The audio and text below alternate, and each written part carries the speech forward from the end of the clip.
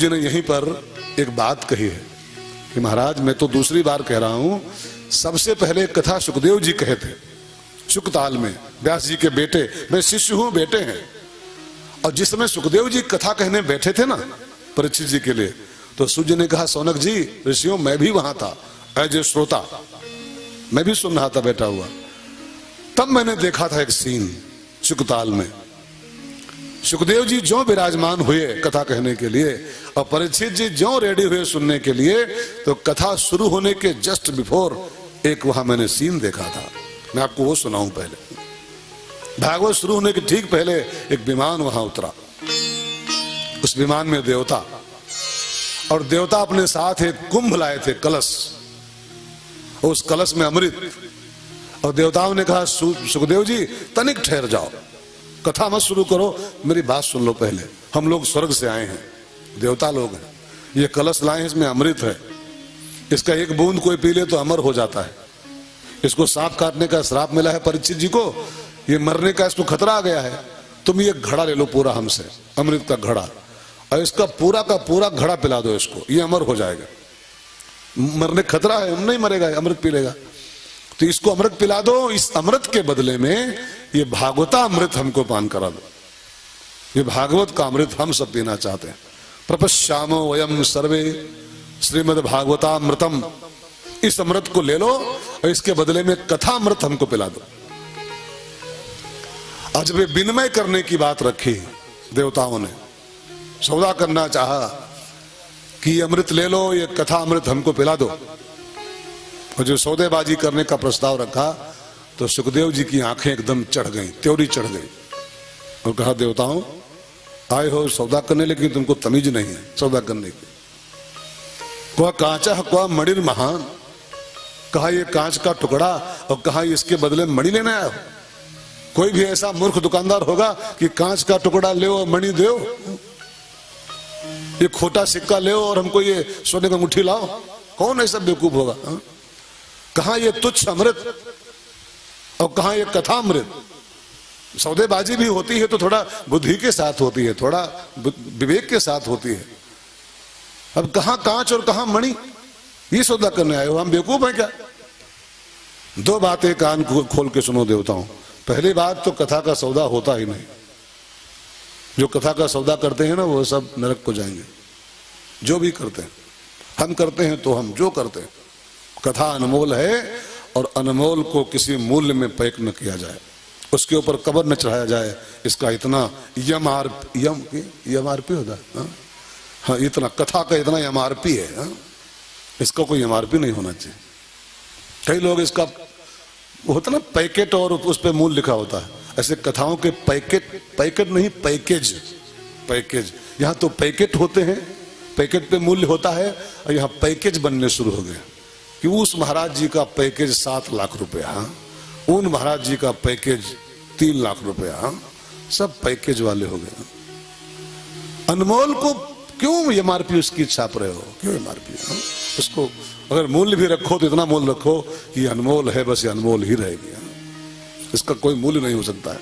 हमारे बापूजी जो इस समय यहीं पर हैं, बोल रहे थे कथा में कि पूरा हिंदुस्तान बेच दिया जाए, पूरा देश नीलाम कर दिया जाए, और पूरे देश को बेच के जो पैसा मिले वो एक भागवत की पोथी पर चढ़ा दिया जाए, और तब भी आप उस भागवत का मूल्य दे नहीं पाओगे, वो भी कम है इसके लिए, वो भी कम। अब सोच सकते हो आप पूरा देश बेच दो, खाली आपका घर नहीं, खाली आपकी गाड़ी नहीं, पूरा देश बेच दिया जाए, और तब भी एक भागवत की पोथी पर चढ़ा दिया जाए बेच करके, पूरा नहीं हो सकता है। उसको क्यों एमआरपी बांधी जाए उसकी 3 लाख 2.5 लाख और 50,000, ऐसे कहा जाए बस, ऐसे मस्ती में। हमारे यहाँ हिंदुस्तान में परंपरा थी, 3 चीजों का विक्रय वर्जित था हमारे यहाँ, 3 चीजों का मूल्य नहीं था हमारे यहाँ कोई, एक ज्ञान, एक औषधि, एक अन्न। हमारे यहाँ तीनों सेवाएं मानी गई थी। ज्ञान बिना मूल्य के लोग ऐसे बांटते थे, औषधियां हमारे यहाँ ऐसे मिलती थी, ऐसे, और अन्न भी, अन्न का कोई विक्रय नहीं करता था हमारे यहाँ। हम लोगों के गांव में दूध होता था, लोग ऐसे बांटते थे, ऐसे मट्ठा वट्ठा बनाती थी माताएं, तो मोहल्ले में से अनाउंस करवाती थी कि मट्ठा आज बना है और ले जाओ, ले जाओ। तो सब पड़ोसी लोग सुलह लेके वो बाल्टी आते थे और भगवना, और इसे फ्रीम भर भर के 2 किलो 5 किलो जैसा होता। आजकल तो सब बिक रहा है जी, सब बिक रहा है, सब बिक रहा है। दूल्हा बिकता है, वो फिल्म थी दूल्हा बिकता है, कोई खरीदोगे? दूल्हे बिक रहे हैं, IPL में खिलाड़ी बिक रहे हैं हर साल। एक खिलाड़ी 5 करोड़ का, एक खिलाड़ी 15 करोड़ का, सब बिक रहा है, सब बिक रहा है। मिट्टी बिक रही है। अरे सब बिके तो बिके, कम से कम जो मूल्य रहित है उसको तो न बेची जाए, वो तो ऐसे रखी जाए। उसको भी लोग पैकेज बना दिए, पैकेज। तो पहली बात तो इसका सौदा ही नहीं हो सकता है। जो सौदेबाजी करने आए हो कि ये ले लो और भागो सुना दो, सौदेबाजी करना ही जुर्म है इसके बारे में, इसको लेकर के। और दूसरी बात, सौदेबाजी की भी जाए थोड़ा हिसाब भी लगाया जाए कि इसका मूल्य क्या हो सकता है। को कांचा को मणि लेने आए हो, मणि दे रहे हो कांच का टुकड़ा, कि अमृत ले लो कथा सुना दो। सौदेबाजी भी थोड़ा हिसाब से होती है। पहले तो बहुत डांटा, लेकिन बाद में सोचा, बड़े दूर से आए हैं बेचारे, हेलीकॉप्टर किराए लिए होंगे, चार्टर्ड प्लेन, तमाम पैसा खर्च हुआ होगा, ऊपर से आए हैं। तो कहा तुम रुको, मैं परीक्षित से पूछूं, अगर ये राजी हो जाए तो मैं विनिमय कर सकता हूं, एक्सचेंज में, जिसके लिए हम आए हैं अगर वो राजी हो जाए तो फिर हमें कोई दिक्कत नहीं, तुम सुन लो क्या करना। परीक्षित से पूछा सुखदेव जी ने, राजन आपके सामने 2 सब्स्टिट्यूट हाजिर हो गए हैं, एक कथा अमृत, एक अमृत। अभी देवता कह रहे हैं ये अमृत पी लो, कथा हमको सुना दो।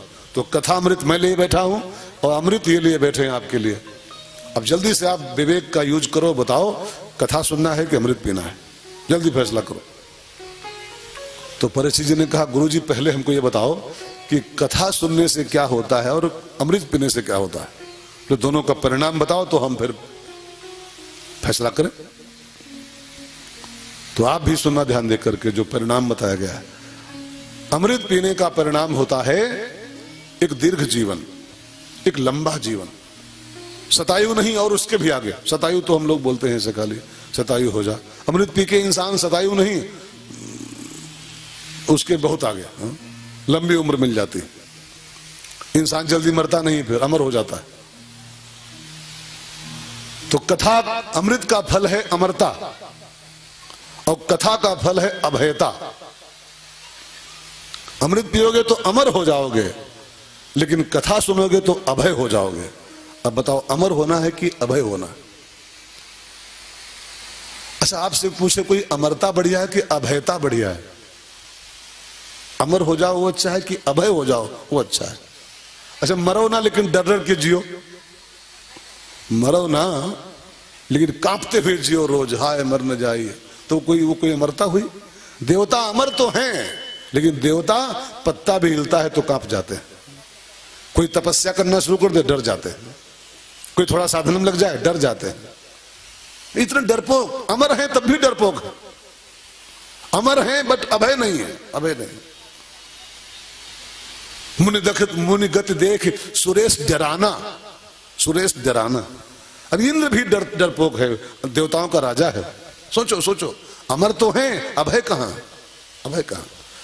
और शोले फिल्म में गब्बर सिंह बोलता था, डर गया समझो कहां अमर है, मर गया, मर गया। डर डर के जिए, वो कहां अमर है, वो तो मरा हुआ आदमी। तो अमृत का फल है अमरता, लेकिन कथा का फल है अभयता। अमृत का फल है दीर्घ जीवन, कथा का फल है दिव्य जीवन। सत्संग इंसान को दिव्य कर देता है। रामायण में लिखा हुआ है, 5 वस्तुएं अगर पानी हो तो उसका एक ही ठिकाना है, सत्संग करो। मति की रति गति भूति भलाई, मति की रति गति भूति भलाई। जब जेहि जतन जहाँ जो पाई, जब जेहि जतन जहाँ जो पाई।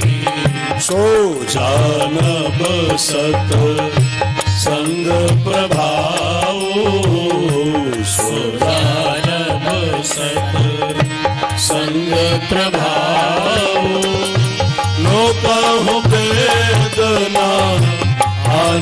पाओ लोकाहु वेदना आन पाओ। तो स्वामी जी रामायण में कहते हैं 5 वस्तुएं न आनु पाओ, इसको पाने का दूसरा कोई उपाय नहीं। कौन कौन 5 वस्तुएं? मति, कीरति, गति, भूति और भलाई। ये दिव्य लक्षण जो जीवन के हैं, दिव्य सद्गुण, ये सब सत्संग से ही प्राप्त होते हैं। तो कथा का फल है दीर्घता,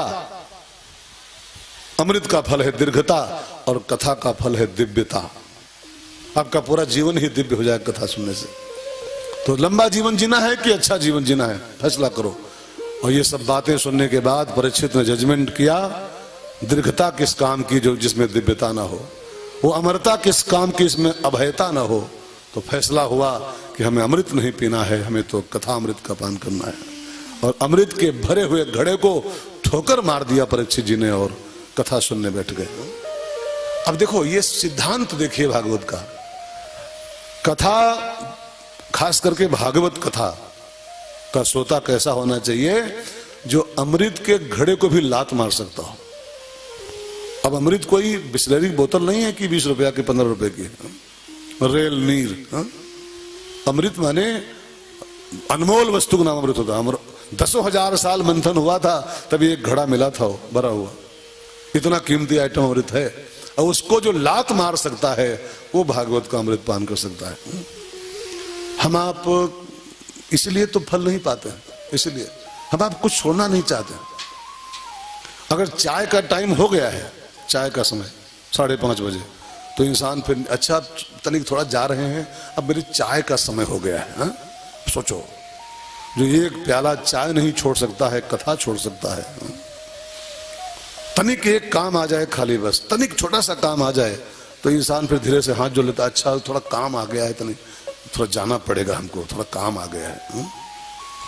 अब उम्मीद करे कि हमको भागवत का फल मिलेगा, नेवर नेवर नेवर। जो अमृत के घड़े को भी लात मार के लुढ़का सकता है, वो कथा अमृत का पान, वो भागवत सुनने का अधिकारी होता है। तो आप भी, मेरी विनती है, इन सब बातों को सुनते सुनते कुछ फैसला करो। आज तो भी पहला दिन है, महात्म्य का दिन है, महिमा गान का दिन है, लेकिन कल से थोड़ा प्रिपेयर हो जाओ। अगर फल पाना है तो प्रिपेयर हो जाओ। चाहे सारी दुनिया ठुकराए, चाहे नित्य नई आफत आए, चाहे थाली लोटा बिक जाए, लेकिन सत्संग करो, सत्संग करो। बिना बिना बिना कुछ छोड़े कुछ मिलता नहीं, मिलता नहीं। दोनों हाथ लड्डू नहीं खाने मिलता है। इसी गोरखपुर की धरती से कबीर बाबा ने एक बड़ा बढ़िया सिद्धांत समाज को दिया था। इसी गोरखपुर धरती से, मगहर से कबीरदास बोले हैं, एक साथ मिलते नहीं भोग और भगवान, जो चाहो हरि भगत को तजो विषय रसपान। अगर भगवान की भक्ति करना चाहते हो, त्यागो, कुछ छोड़ो। कुछ पाने के लिए पहले कुछ खोना पड़ता है। दोनों हाथों लड्डू नहीं संभव है। संसार के सब काम निपटाते रहो, सब काम करते रहो और ये काम भी हो जाए, संभव नहीं है, संभव नहीं है। वो सब काम बंद करने पड़ेंगे। रामायण में एक चौपाई है, सुग्रीव कहता है राम जी से, अब प्रभु कृपा। अब खाली गा के नहीं कुछ पाओगे इसको, चौपाई को, इसको समझो क्या कह रहा है सुग्रीव। अब प्रभु कृपा करहु यही भांति, अब प्रभु कृपा करहु यही भांति, सब तज भजन करहु दिन राति, सब तज भजन करहु दिन राति, देह धरे कर यह फल भाई, देह धरे कर यह फल भाई, भजिय राम सब काम बिहाई, भजिय राम सब काम बिहाई। दो चौपाई मैंने गाई, क्यों गाई? ये चौपाई क्या करे? भजिय राम सब काम बिहाई। सब बिहाई माने सब छोड़ के भजन करना चाहिए इंसान को। अब इसमें कई माताएं भी, जहां बजेगा 6, अच्छा अब चलिए अब सब्जी का टाइम हो गया, अब सब्जी छोंके का टाइम हो गया। अरे सब्जी जिंदगी भर छोंकना है जी, ये कथा जिंदगी में थोड़ा मिलेगी। ये तो मिल रही है केवल बस। जन्मांतरे भवेद पुण्यम, सब्जी पुण्य का फल नहीं है, भागवत पुण्य का फल है। सब्जी तो रोज 20 रुपया किलो मिलती है, चाहे जब शौक खा लो। 1 घंटा लेट से ही सब्जी रोटी और क्या है, लेकिन हम इतना इंपॉर्टेंस दिए हैं उसको इसकी तुलना में कि सब्जी छोकना आवश्यक है, भागवत नहीं आवश्यक है। रोटी सेकना आवश्यक है, भागवत नहीं आवश्यक। वो अमृत का घड़ा छोड़ रहा है भागवत के पीछे, और हम एक फोन कॉल नहीं छोड़ पा रहे। एक फोन आवे तो लोग लेके भाग दे उधर, हेलो, आवाज बहुत तेज आ रही है, तो थोड़ा बाहर आ रहे हैं, बाहर आ रहे हैं। सोचो यहाँ बहुत डिस्टर्ब हो रहा है, फोन नहीं उठ पा रहा। और वो अमृत छोड़ रहा, हम एक फोन नहीं छोड़ पा रहे, एक कॉल नहीं छोड़ पा रहा। अब उम्मीद करें कि भागवत का फल मिलेगा, कैसे मिलेगा, कैसे मिलेगा? कुछ पाने के लिए कुछ पहले त्याग करना पड़ता है, कुछ छोड़ना पड़ता है। तो अमृत के घड़े को लात मार दिया, हमको नहीं पीना है इसको, कथा अमृत का पान करना है। फिर तो कथा हुई, आप जानते हो विषय। परीक्षित ने 7 दिन तक बैठ के बड़े भाव से कथामृत का पान किया।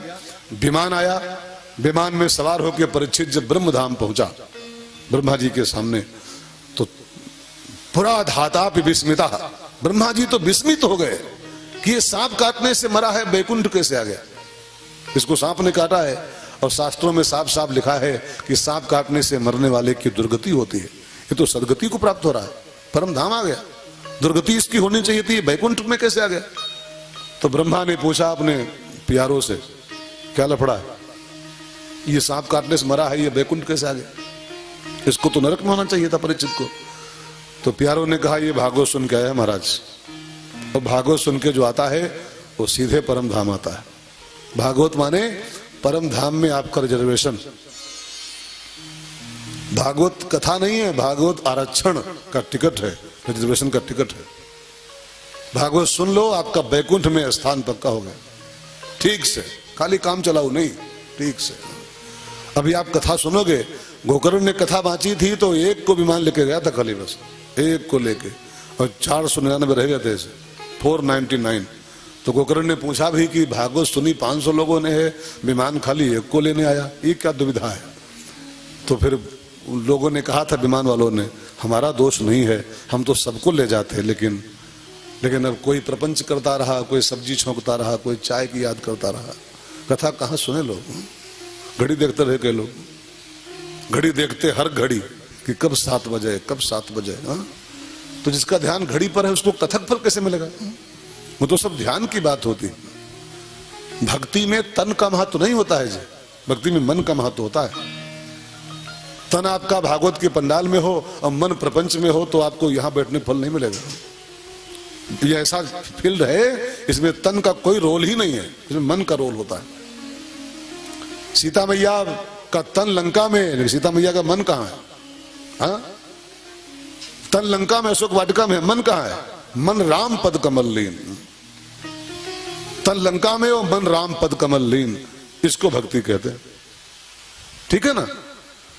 तो ये भागवत सुन के आया है, भागवत जो सुनता है वो बैकुंठ में पहुंचता है, उसकी सदगति होती है। तो ब्रह्मा ने पूछा, भागवत क्या चीज है? What is the Bhagwat? कि उसको सुन के परम धाम आ गया कोई, उसकी क्या कीमत है, उसका क्या इंपॉर्टेंस है? तो प्यारों ने कहा, आप जवानी क्या बताएं, मौखिक क्या बताएं, आप तौल लो, अभी सामने आ जाएगा। तो लिखा है, ब्रह्मा ने भागवत को जांचने के लिए तुलाम बद्ध्वा, एक तराजू बांधा, सत्यलोके तुलाम बद्ध्वा और तोलयत साधनान निजाह।